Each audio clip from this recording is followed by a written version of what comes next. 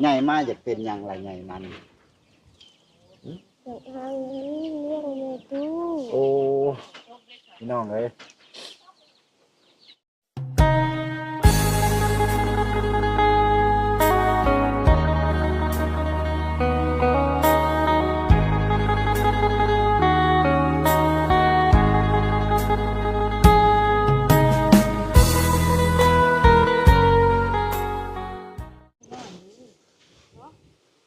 ครับสบายดีและสวัสดีพ่อแม่พี่น้อง FC บดสุขุสุคนเด้อว่าสันพี่น้องจะเป็นภายในหรือว่าต่างประเทศก็ยินดีต้อนรับเข้าสู่ทางช่องของบ่อโชคดีคือเก่าว่าสันพี่น้องเอ้ยวันนี้ทางบ่อโชคก็ได้ถือโอกาสพี่น้องได้มาถ่ายทำให้พ่อแม่พี่น้องเฮาหรือว่า FC ได้เบิ่งได้ชมนํกันอีกแล้วว่าสันพี่น้องเอ้ยก็พี่และพี่น้องเอ้ยทางบ่อโชคก็ได้เดินทางมาพี่น้องโอ้ไกลพอสมควรว่าสันพี่น้องเอ้ยก็ได้มาถ่ายทำครอบครัวกำพร้าว่าสันพี่น้องเอ้ยเนาะจะเป็นภัยนั่นพี่น้องเอ้ยก็ไปเบิ่งไปชมน้ำกันสะก่อนเด้อว่าสันพี่น้องเนาะก็สิแม่นอยู่บ่เนาะว่าสันพี่น้องเอ้ยโอเคพี่น้องเอ้ยทั้งบ่สุกก็สิได้เข้าไปสัมภาษณ์ให้พ่อแม่พี่น้องได้เบิ่งสะก่อนพี่น้องสบายดีป่ะลูก โดยสบายดี อย่ามาใกล้ๆกันอย่ามาใกล้ๆกันมึงลูกสบายดีบักละ ป้าโตคือมาคือหลายคนแท้บาด นั่ง นี้ เฮี้ยงกันเนาะนั่งเฮี้ยงกันเบิดน่ะ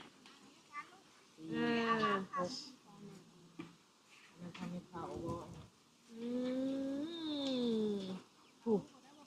ซ่อนดูผู้พี่น้องอันนี้เสือสียาวว่าผู้น้อยนะคือสีนาวแท้นะ บ่นาวบ่ผู้นี้น่ะ ว่ามีเสือขันยาวว่าลูกฮะเบิ่งเดี๋ยวมาที่ก็ได้เดี๋ยวแม่มุกสิถามนี่คนแรกซื้อยังนี่น้องยังนี่ฮะ น้องหยัง บอกนะ น้องป่า คนที่สองนี่ลูก บอกนะขา คืออาบักหลาเลยค่ะ ชื่อเฮือย เปื่อยเจ้าได้ลูก น้อย น้อยอี หลายคนหลายคนพี่น้องเลยนะ เอาอีอูน้อยเน่าเนี่ย จื้อเราค่อยคอมเมนต์เนี่ยอันนี้เรียกมือยิงผู้ชายอันนี้ ยิง เอาแล้ว นึกว่าผู้ชายบ่ คอยบอกแล้วนะว่าผู้ชาย เว้ยแต่ว่าผมแล้วก็ยาวอยู่ใด มึงดูต่างๆลูกอ่ะ โอ้ยยังมาเห็นชมแบบหมด อันผู้ใด นะ โอ้ ใช่มีผู้หญิงจะคนนี่นะ ยิงสอง ยิงสองคนบ่นี่ ได้ผู้เป็นผู้ยิงอย่างมาลูกอีละ ผู้ใดเป็นผู้หญิงก็ยกมือขึ้นเบิ่งดู ยกมือขึ้นได้หมดนี่จ้ะ โอ้ผู้นี้อันผู้นี้เนาะผู้นี้กับผู้นี้อันผู้ใดล่ะเป็นคำผ้าบัดนี้นี่ภายในบัดนี้ นี่แหละนี่ อื สี่ ม คนเลยน้องนี่เด้นี่ชุบน้อยหัวเฮียงหัว เอามานั่งใกล้กันมึงดูอ่ะ ใกล้กัน มาพี่ผมดู เออ เฮียงกันนี่นั่งอีนี่มานั่งเฮียงกันลูก โอ้ นั่งก็ ไปสิมาถามนะ เรื่องราวมันเป็นจังใด นางน้องลูกหลานนางเฮียงกันกับน้อง นั่งเฮียงกันนั่ง ยิงสองซ้ายสองบอก โดย อันผู้ชายสองคนนี่ได้สิลูกภายหลังนี่ ลูกแม่ ลูกแม่เอง โดย โอ้ ผู้นี้บอกกำพร้ากำพลอยนี่ แม่นมัดสี่คน สี่คน คนนี้ โดย ยิงสองชายสอง ให้ลูกกบยกมือขึ้น ยกขึ้นแม่อ้อย คนที่สอง ยกขึ้นลูก คนที่สามลูก ยกขึ้นขาลูกยกมือขึ้นลูก บ่ยอมยกผู้ที่สามผู้ที่สี่ แก้มหน้าเสกเบิดหลายเลย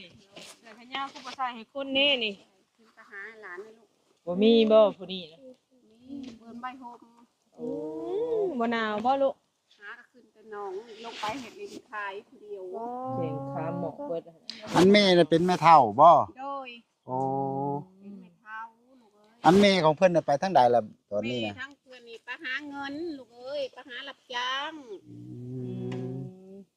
ไปเห็ดหืดเห็ดยา ไปบ้านให้แม่ตู้เจ้านี่ลูก ไปโดนนานแต่บ่ โอ้โดนแล้วลูกไอ้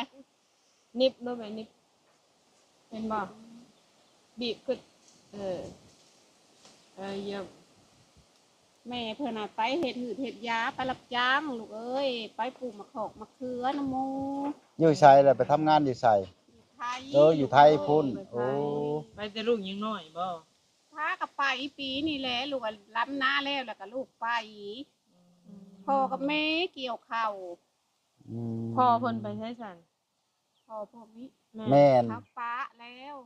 ป้ากั เอา น เมียใหม่แล้วลูกไอ้ โอ้ 5 ปีนี่แล้ว ได้ยาห่างกันเป็นที่เรียบร้อย โดย โอ้ อั ไป นสี่พี่น้องนี่พ่อแม่เดียวกันบ่ได้บ่ โดย เอากันจนว่าได้ลูกสี่แล้วยังป้ากันไปเอาเมียใหม่เฉยเนาะ โดยเอาก็เอาในห้างลูกเอ้ยเพิ่นหาเมียเฒ่าแล้ว โอ้ยเนาะปลาลูกเจ้าของไปเลี้ยงลูกเพิ่นอันนี้แล้วเพิ่นว่าเนาะ โดย อืม ผู้นี้หันยังติดพลาย อายุจะปีอ่ะนะแม่น่ะ บ่จักเฮาอายุลูกอายุเองก็ยังบ่จักเลยลูก โอ้ เอ้ย อายุก็ยังบ่จักเลย โดยบ่จัก ลูกหลานนี่ก็บ่จักเลย บ่ แม่นบ่ จักลูกเองก็คนบ่จักนะลูก อ้าวเกิดใหม่ใหญ่รุ่นบัดบ่จดบ่แต้มไว้ให้เพิ่นเนาะเหมาะแม่เองแล้วนี่ อืม ผู้นี้หันออกแต่พื้นแต่ไผแหละมาเลยแม่เลี้ยงเอาลูกสาวป้าผัวเอาเด้อพ่อเอ้ยแม่เอ้ยลูกถือ อ่า เลี้ยงเอากินนมแม่นี่แหละ กินนมเช้าเอง โดยผู้นี้ยาอะไรบัดมาเลี้ยงผู้นี้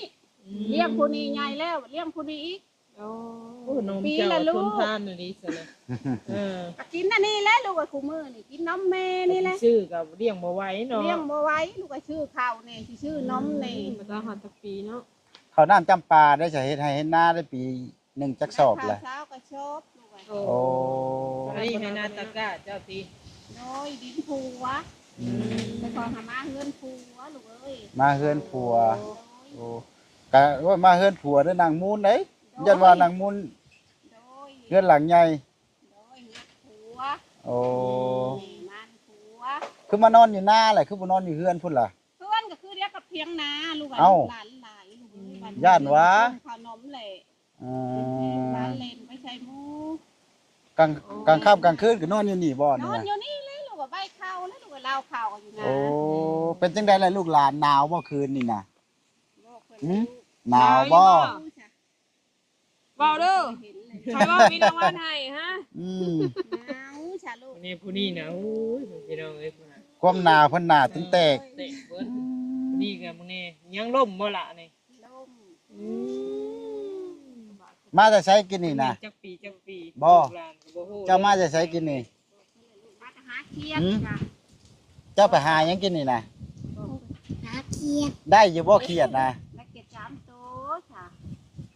มันสิ หา พอ กินหาอยู่ได้เบิดแหละซำนี่นะ โดยลูกหาจกขุมจกขิมนี่แหละลูกอ่ะเอาได้กิน อืม กินข้าวแล้วบ่มื้อนี้ลูก ยั ล่ะ งจ้ะ ยังบ่ได้กินซ้ำ ยังไม่กินจ้ะ กินกระปอยเนาะ อืม ข้าวเที่ยงบ่หรือข้าวเช้า ข้าวเช้านี่กินแล้ว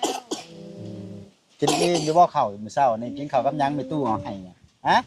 กินอิ่มดี กินกับหยังล่ะมื้อเช้านี่ กินกับหมกปลา โอ้หมกปลาแซ่บเด้กับหมกปลาหมกปลาหยัง ปลาขาวหมกปลาขาว เออโอ้แม่ตู้หามาเพื่อสิได้หั่นเนาะ หากินหาอยู่แบบธรรมชาติเนาะ ธรรมชาติดูไว้ละมือบ่ได้เกลียดกับกระปูกับแป้ง เปลี่ยน กินไป รับ ไปไก่ไปไก่แบบปลาจุนเพื่อนปลาจุนเพื่อน ทั้งแม่ใหญ่ครับมีลูกจักคนแล้วซะ ใหญ่นี่ลูก5 คน ลูก5คน โอ้ยผู้หนึ่งลูกกกบันมาอยู่น้ำพอเท่าบ่มีผู้เห็ดนะ ก็ไปอยู่น้ำเพิ่นเลย โดย โอ้จังซั่นเนาะ ตัวจะเลียไปจักศพหาคือแตกคักแตกแตกจนว่ารับ ทางเฮาก็ได้มาเห็นครั้งแรกพี่น้องเอ้ยก็ได้เห็นแต่ทั้งคลิปบ่าวลีบ่าวบุญว่าซั่นเด้เนาะทางเฮาก็ได้มาเห็นแล้วก็โอ้พี่น้องเอ้ย เบิ่ง มี ง่าย น ขึ้น อน มา ตา ลูก รางแม่ชุมผู้ชายนอนอยู่เทิงกับหลานกับลูกกับหลานผู้นี้ นอนอยู่ตารางอันมีเตียงกันบ่ โดย ป้า พาแม่มุกไปเบิ่งได้บ่มีแซ่บ่อนจะนอนค่ะไปได้บ่ไปเบิ่งดูบ่อนที่จะนอน พาไปเบิ่งเบิ่งดูบ่นอนน่ะ ไปเบิ่งดูค่ะ ไป ไปนะอีก ทางน้องๆพี่น้องเอ้ยเพิ่นสิพาไปเบิ่งบ่อนเพิ่นที่เพิ่นนอนแต่ละมื้อแต่ละวันโต มียังเช่ากันนี่สิไปเบิดแล้วนี่ บ่อนเจ้านอนบ่อนใดล่ะ ใช่หัวบันไดเจ้าน่ะลูก อื มีรถ ม บันไดลูกเอ้ย บันไดก็บ่มี บางเทื่อนี่ตกอยู่บ่ชักตกเตียงนี่บ่ โต๊ะจ้ะ บ่ตกสงสัยเจ้านอนบ่ได้ควงปานใดซะ โอ้ย อืม นอนไปได้ใช่บ่อนจะนอนน่ะลูกกินเห็นจู อยู่เทิง ผู้นี่นอนเทิงผู้ ใช้ นี่ ขึ้น นะ ไปเบิ่งดูฮะขึ้นแบบไรดุอันนี้ใช้ขึ้นไปเบิ่งดูไปเจ้าขึ้นในนี้ก็บ่มีหัวมันได้มันเด้อแท้อันนี้ลูก พา อ่ะ เพิ่นคืนลูกพี่ นี่บ่อนเทิงพี่น้องเอ้ยบ่อนนอนเพิ่นเด้ออันนี้พี่น้องเอ้ยหลานน้อยเฮานอนอยู่นี่คู่มือที่หามอันนี้บ่ผ่าเจ้าตุ้มมันก็ได้อืมนะนั่งลงเจ้านะขอสิถามก่อนนะถามเด้อเจ้านั่นนอนอยู่นี่แต่ละมื้อไปโรงเรียนบ่โอ้โรงเรียนก็ไปลง ลุงรู้ ลงอยู่ เลยคอยลงกับระบาวเขาเลยเขาหลายปี เขาไล่ตี เลย โรงเรียนกับเขาไล่ตีพี่น้องเอ้ยเท่าอันปื้มซอก็มีอยู่บ่มีอยู่เท่าเลิกโรงเรียนมากับมานอนอยู่นี่พี่น้องเอ้ยมานอนเพิ่นพี่น้องเอ้ยเนาะบ่มีฮอดอันขังอันขิงเลยทางป้างจังปิงเลยพี่น้องป้องปลายพี่น้องถ้าผู้ใดได้เห็น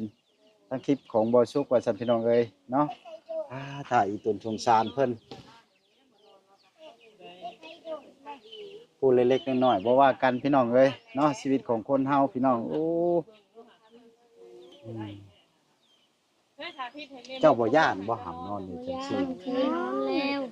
โอ้เคยนอนแล้วบ่ย่าน เลยเคยนอนอยู่ประจำอยู่นี่ ก็แต่น้อยๆตัวใหญ่ซำนี้บ่ เลย ก็ยังบ่ได้ใหญ่ได้ซำนี้ก็ได้ เจ้าบ่นอนเป็นหมู่กันก็ได้จักคนนอนอยู่หลุมนี่ แม่ แม่โอ้แม่ตู้ก็นอนอยู่หลุมนี้กับผู้น้อยๆก็นอนอยู่นี่ เลย เจ้าชื่อหยังก่อนลืมชื่อเลย ชื่ออู ชื่ออู ชื่ออู อู เลย โอ้ชื่ออูพี่น้องเอ้ย ดีใจว่าบ่าวมาหาเนี่ย ดีใจอยู่ เต้อใหญ่มากอยากเป็นหยังไรใหญ่มัน อยากหาเงินเลี้ยงแม่ตู้ โอ้พี่น้องเอ้ยเพิ่นความคิดของเพิ่นพี่น้องเอ้ยเนาะอยากหาเงินอยากได้เงิน มาเลี้ยงในตู้ว่าซั่นพี่น้องเต้อพอได้เงินซื้อข้าวซื้อน้ำเนาะมาเลี้ยงในตู้ความคิดบ่ธรรมดาพี่น้องเอ้ย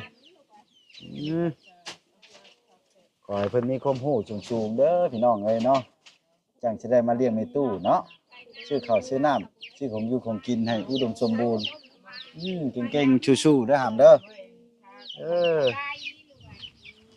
นี่แหละพี่น้องเอ้ยมีไก่เลี้ยงอยู่บ่ล่ะนี่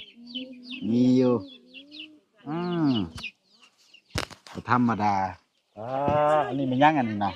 ทุนกระทุน กระถุนเพิ่นก็ขาดเบิดพี่น้องเอ้ยน่ะกระถุนเพิ่นก็อันนี้กระถุนแต่ยิงงูอ่านบ่กระถุนเบิดจนขาดเป็นครัวเพิ่นพี่น้องเอ้ยน่ะถ้วยก็ใบเดียวเฮ็ดจังได๋กินอันนี้นะ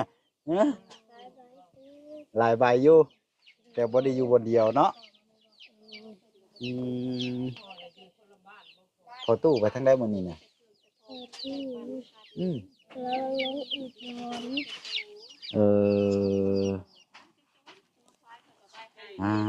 ตัวโอ้ทางเทิงกะบ่ย่านบ่มันปีนโลมลงใส่กับโลมปองโลมหยังน่ะมันชินเลยเนาะมันเรื่องเลยบ่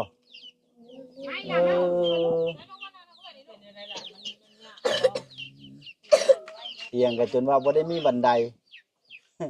บ่ต้องใช้บันไดบ่แบบโยกขึ้นรถติพี่น้องเอ้ย เป็นตายจริง พี่น้องเนาะคนเฮาชีวิตของคนพี่น้องเอ้ยเลือกเกิดบ่ได้ว่าซั่นพี่น้องทุกคนเฮาก็อยากหังอยากมีเป็นไผสิอยากทุกข์ว่าซั่นเด้แต่ว่ามาเห็นแล้วโอ้หดหู่พี่น้องเอ้ย แล้วคือเขาบอกว่าลงเลี้ยว สู้ๆเด้อหามเด้อ โอ้ย เฮ้ยเสื้อแขนยาวมันบ่มีบ่เสื้อแขนยาวก็มีอยู่แต่ว่าลึงใส่เสื้อแขนสั้นป้าผูกแขนหมอกบ่เลยแขนนั่นก็ได้อืมบ่แม่นตาคดเครียดบ่นี่น่ะ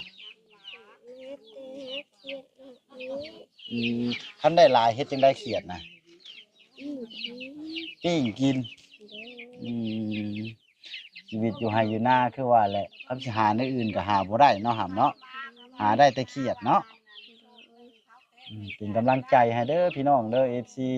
ทุกท่านจะเป็นทางไทยหรือพังลาวพี่น้องเป็นกำลังใจให้ทั้งน้องๆเพิ่นเด้อว่าซั่นเนาะก็คือพ่อแม่เพิ่นได้พรากจากกันว่าซั่นพี่น้องอืมแต่น้อยๆพอเพิ่นก็ไปเอาเมียใหม่เนาะแม่ก็สู่อนาคตต่อไปหาเงินซื้อข้าวซื้อน้ำเลี้ยงลูกต่อไป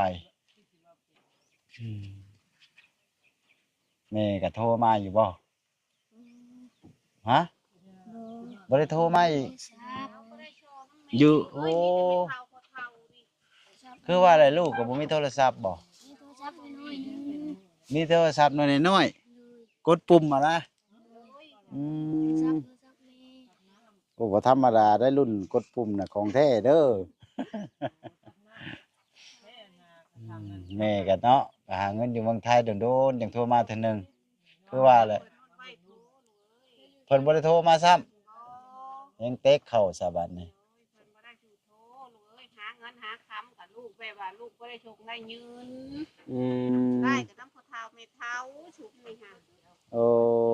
จังซั่นเนาะ ไว้กินกับน้ำแม่ไว้กินกับน้ำแม่เท้านี่แหละลูกไอ้แม่เท้าเลี้ยงแม่เพิ่น ตอนพ่อเพิ่นจากไปนี่ลูกเพิ่นยังซ้ำใดเลย โอ้ยผู้นี้หันน้อยอันนี้ยังเด็กผู้นี้หันหากับมาใหญ่น้ำแม่เท้านี่ลูกเอ้ยปีละลูก อืม หัวเลี้ยงหัวลูกเอ้ย ปีละลูก โดย โอ้4 ปีก็4ลูกเนาะ โดย ตัว ได้ผู้นี้บัดถือผ้าอีกตัวผู้หญิง อืม ได้ตัวผู้หญิงบัดถือผ้าบักตัวผู้ชายตัวนั้น โอ้ เอ้ยปีละลูกมาแล้วก็ทิมลูกไว้น้ำเดินเอาเลี้ยงเอาเด้อแม่ลูกชู แม่ไปจักเขาเว้า บ่จักความเว้าลูกอ่ะ เออ ลูกมาแล้วเลี้ยงเอา อืม บ่เลี้ยงได้คนน่ะหลีข่อยว่าเลี้ยงลูกป้าไว้ตรงกลางเดินกลางเดินแม่เลยลูกอ่ะเลี้ยงเอาผู้น้อยๆน่ะไว้ชื่อโตไว้ชื่อนมกินนมแม่ เนาะ เขากับแม่มาเขากับใบโชว์มีแต่แม่นี่แหละแม่ผู้ใหญ่นี่แหละเลี้ยงได้กินกับน้ำแม่ไว้กินกับน้ำแม่นี่แหละ โดยเป็นจังได๋ล่ะเห็นแม่ยายทุกข์นี่ทุกข์ใจนี่เป็นจังได๋ความรู้สึกนะบ่ฮู้คือกัน ต้องสู้คือเจ้าคิดนั่นแหละเนาะมีหยังต้องหามาให้แม่ตู้ต้องแพงแม่ตู้เนาะอืม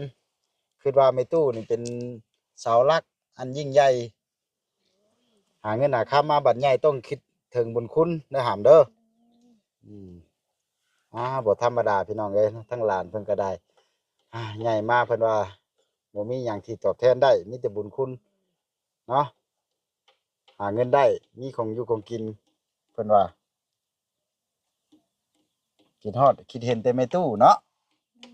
อืม อันนี้แม่ตำข้าวก็โอ้ยแม่เอ้ยเฮาใหญ่ก่อนแม่เฮาสิไปหาเงินมาให้มึง อืม เฮา เนาะ บ่ชงแม่เฮาคิดเห็นนี่ดอกมึงเลี้ยงแม่เอ้ยแม่ เอ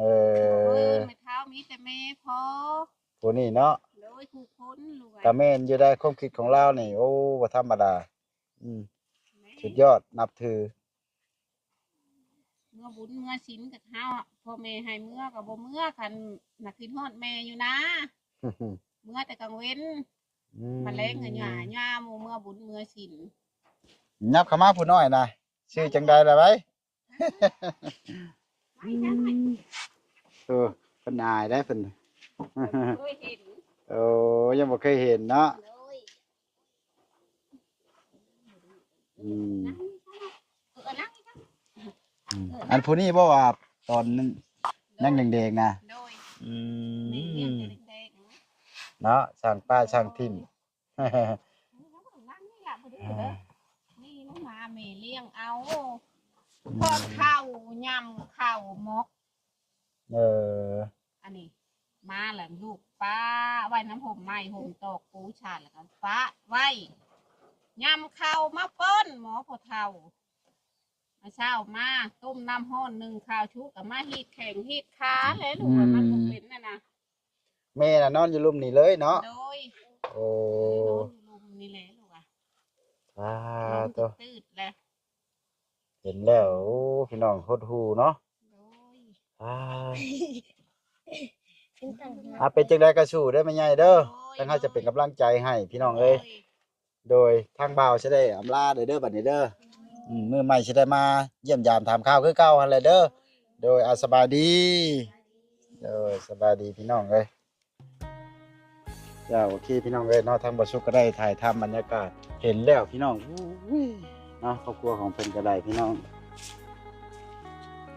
ก็คือพ่อแม่ของเพิ่นได้พรากจากกันว่าซั่นพี่น้องเอ้ยตอนนี้แม่เพิ่นก็ได้ไปหาเงินหาค่ำก็บ่ได้โทรมาหาลูกหาเต้าว่าซั่นเนาะที่แม่ทั้งแม่ใหญ่เฮาเบิ่งว่าซั่นโอ้แม่ใหญ่เฮาก็ลำบากน่าเป็นห่วงพี่น้องเอ้ยตัวฝึกพี่น้องเอ้ยก็มีทีมงานสายบุญก็ได้เข้ามาถ่ายทำแล้วก็ช่วยเหลือเพิ่นไปแล้วนิดๆหน่อยๆว่าซั่นพี่น้องเอ้ยเนาะก็ทั้งเฮาก็ดีใจนํว่าซั่นพี่น้องเอ้ยก็ขอฝากเด้อว่าซั่นพี่น้องเอ้ยขอฝาก FC บ่ทุกคนพี่น้องจะเป็นทนายหรือว่าต่างประเทศพี่น้องเอ้ยถ้าว่าได้มาเห็นคลิปครั้งของบ่สุขว่าซั่นพี่น้องอยากช่วยเหลือกันเข้ามาพี่น้องทางบ่สุขจะเป็นสะพานบุญให้พ่อแม่พี่น้องเฮาหรือว่า FC บ่ทุกคนพี่น้องเป็นกำลังใจในเด้อว่าซั่นพี่น้องเนาะให้ทางบ่สุขแน่ว่าซั่นเนาะพอได้สร้างคลิปต่อๆไปว่าซั่นเนาะสำหรับนี้แต่จะได้อำลาพระจากพี่จากน้องไปซะก่อนพี่น้องขอกล่าวคำว่าสบายดี